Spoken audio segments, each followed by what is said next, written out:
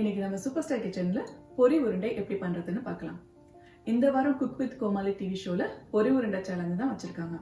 இந்த பொரி உருண்டையை ரொம்ப சீக்கிரமா பண்ணிடலாம். அது மட்டும் இல்லாம இது சின்னவங்கல இருந்து பெரியவங்க வரையும் எல்லாருக்குமே இந்த பொரி உருண்டை ரொம்ப பிடிக்கும். இந்த பொரி உருண்டை பண்றதுக்கு மெயினா பார்க்க வேண்டியது பாகு பதம். ஃபர்ஸ்ட் பாகை இழுவ பதத்துக்கு வரும். அதுக்கப்புறம் தான் கொஞ்சம் கல்லு மாரி வரும். அதாவது உருட்டி பார்த்து தட்டில் போட்டிங்கன்னா டொக்குன்னு ஒரு சவுண்ட் வரும். அதாவது ஒரு கல்லை தட்டில் போட்டிங்கன்னா சவுண்ட் வரும் பாருங்க, அந்த மாதிரி வரும். அதான் கரெக்டான பதம்.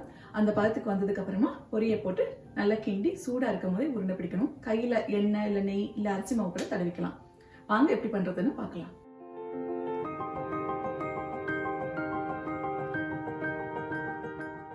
பொரி உருண்டை பண்றதுக்கு ஒரு பாத்திரத்துல 1 கப் வெல்லத்தை எடுத்துக்கணும். அதில் 1/2 கப் போல் தண்ணியை ஊற்றி மீடியம் ஃப்ளேமில் நல்லா வெல்லம் கரையிற வரையும் காய்ச்சணும். வெல்லம் கரைஞ்சதும் அதை ஃபில்டர் பண்ணி எடுத்துக்கணும். வெல்லத்தில் நிறைய கல் இருக்கும், அதனால தான் அதை காய்ச்சி ஃபில்டர் பண்ணிக்கிறோம். அப்புறம் அந்த வெல்லத்தை மீடியம் ஃப்ளேமில் வச்சு காய்ச்சணும்.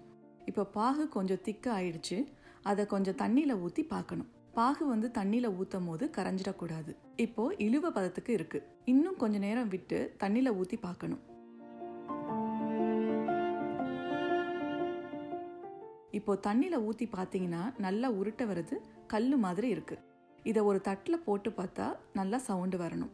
இப்போ பர்ஃபெக்டாக பாகு ரெடி ஆயிடுச்சு.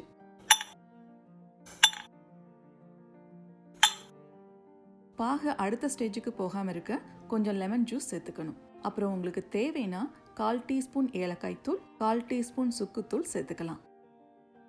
அப்புறம் கேஸை ஆஃப் பண்ணிட்டு அதில் எடுத்து வச்சிருக்கிற 3/2 கப் பொரியை சேர்த்து நல்லா மிக்ஸ் பண்ணணும்.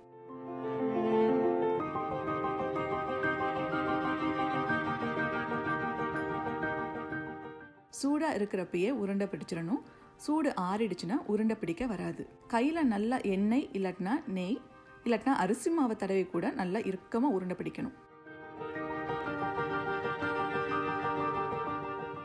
அவ்வளவுதான், சூப்பரான பொரி உருண்டை அருமையாக ரெடி ஆயிடுச்சு.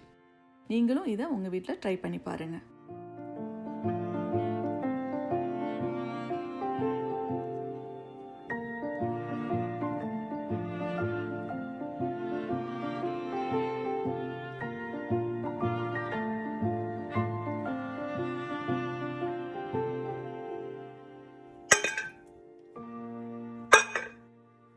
நீங்களும் இந்த ரெசிபியை உங்க வீட்டில் ட்ரை பண்ணி பாருங்க.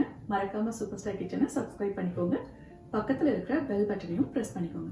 அப்போதான் நான் அப்லோட் பண்ற வீடியோஸை மிஸ் பண்ணாம நீங்க அடுத்தடுத்து பார்க்க முடியும்.